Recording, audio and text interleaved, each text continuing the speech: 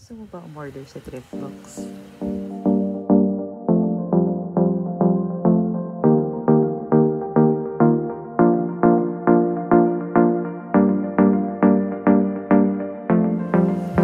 Hi everyone! So Lay here and welcome back to my channel. So ang pag-uusapan natin right now is about Thriftbox. So sa mga datihan na, sa mga matagal ng book lovers and book collectors, I know very familiar kayo sa Thriftbox. And sa mga, this video is mainly for sa mga newbies, yung mga bagong nagko-collect, yung mga bagong book lovers.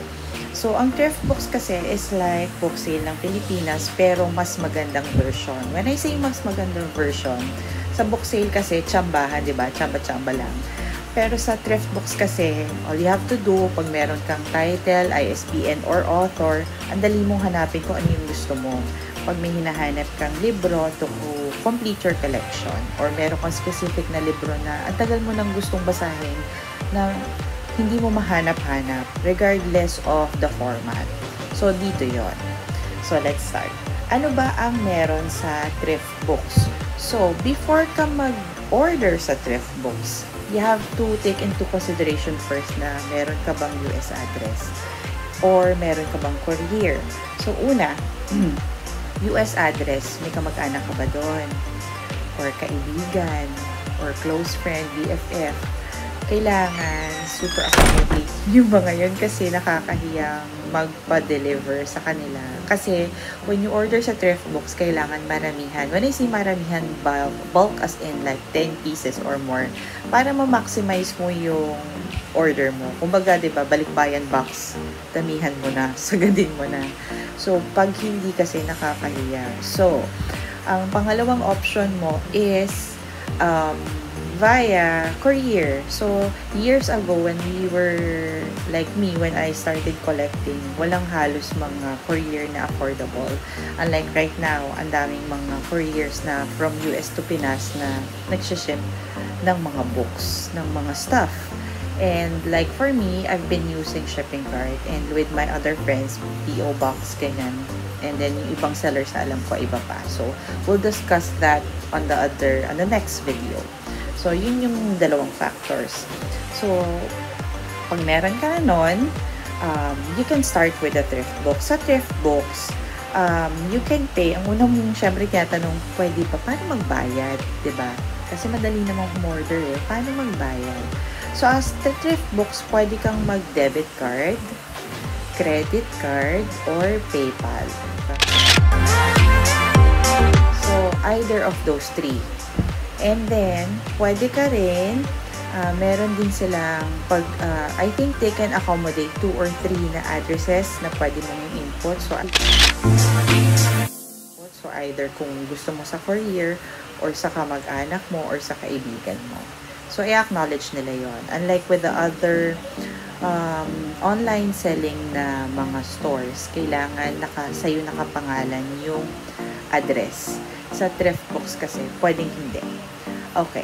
So, sa shipping sa Thriftbox, meron din silang US na regular, standard. They call it US standard. Will take 4 to 8 days. Pero given the pandemic, syempre mag-give ka ng allowance ng mga at least 2 to 3 days. Para hindi ka naman masyadong nag-aabang-abang na wala pa rin parang ganon. So, meron din silang US 2 days. Kumbaga sa atin, Lalamove, Mr. Speedy, Grab, pero within the day. Sa kanila 2 days, yun yung fastest. Pero mas mahal. Pero, for me, kung ito yung para sa mga, for example, ang dami mo nang nabili. Kumbaga, set ka na. May isa ka na lang hinahanap or dalawa. Then, nakita mo. So, pwede mo siyang maklik agad para ma-deliver sila. Especially kung courier ka na US to Pinas ang address mo ha. Kasi, like, pag sa courier kasi dapat may 30 days. Within 30 days or before the 30 days timeline, ma-ship out mo na. Pero kung nakikipadala ka naman sa kamag-anak mo, so, it's not, kumbaga, walang use sa'yo ang 2 days na US standard nila. So, pangatlo, meron din silang Canada sa mga based in Canada. So, magagamit na rin.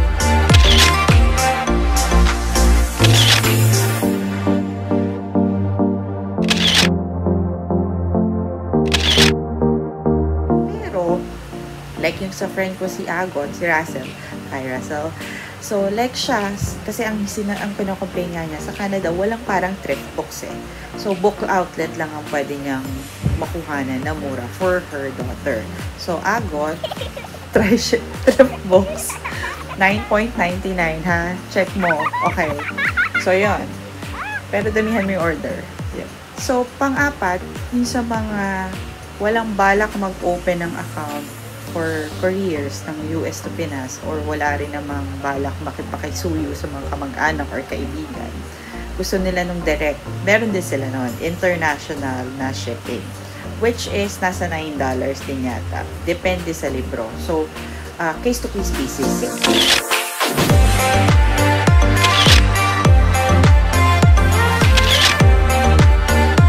Ang risk lang for international shipping, although direct siya, dito sa Pilipinas, case-to-case kung nasan kang lugar. So, kung nasa probinsya ka, may mas madalas than hindi through post office. And, ang tanong, gaano ka-efficient ang post office nyo?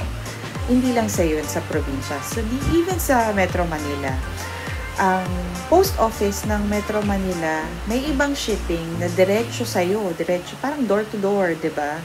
Which is dapat naman talaga, sana door-to-door. Pero may ibang mga city na dapat door-to-door, pero kino-course through pa din sa kanilang post office. And, alam naman natin, pag kino-course through sa post office, additional fee yun. Like, sa ibang city, nasa 100 to 120 per parcel, per box.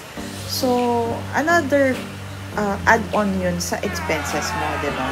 So, parang for me, kung hindi naman siya something na super rare na bibilin mo, might as well i-courier mo or makipasabay ka, which is the usual ngayon. Kung pa isa-isa lang, isa or dalawa, makipasabay ka na lang sa mga local sellers na nag-order ng maramihan para sa mas maraming mga buyers. So, yun. Pangatlo, ano pa ba ang sa thrift box? Sa thrift box, meron din silang tinatawag na coupons. Coupons, pag nag-open ka ng account, they give birthday coupons na 10% kung birthday mo. Minsan, meron din silang coupons for pag may promo sila. So, dapat mag-subscribe ka dun sa mailing system nila na nagpapadala sila ng mga advices kung meron silang sale or something. So, magagamit nyo yun. Sila pag nabigay ng coupon, talagang when you type in the code, it will be deducted. Then, pangatlo, meron din silang free shipping. Paano makaka-avail ng free shipping? Meron silang, for example, specific amount na pag na-achieve mo tong amount na to, you get a free. So, yun yung maganda sa thrift books. Aside from the fact na nandun lahat yung naka-itemize for somebody na may specific na hinahanap. Nandun naka-itemize din sa kanila kung anong mga formats available for that specific book. Like, ito bang libro na to? 4 lang, hardcover, paperback, mass market, or audio. May iba naman up to leather bound. May iba naman meron pa silang turtle back, library binding, may iba, school binding, ang dami niya. So, like, for me, as a collector ng hardcover books, not for anything else, the reason why I'm collecting hardcover is gusto ko kasi pang matagalin yung collection namin. I'm buying it not for selling, I'm buying it just because gusto ko pagtanda ng mga anak ko, meron silang, andun pa rin, buhay pa rin yung libro. Kasi pag paperback, ang hirap i-maintain yung napaka-flimsy nung, diba, nung papel, both sides, unlike pag hardcover.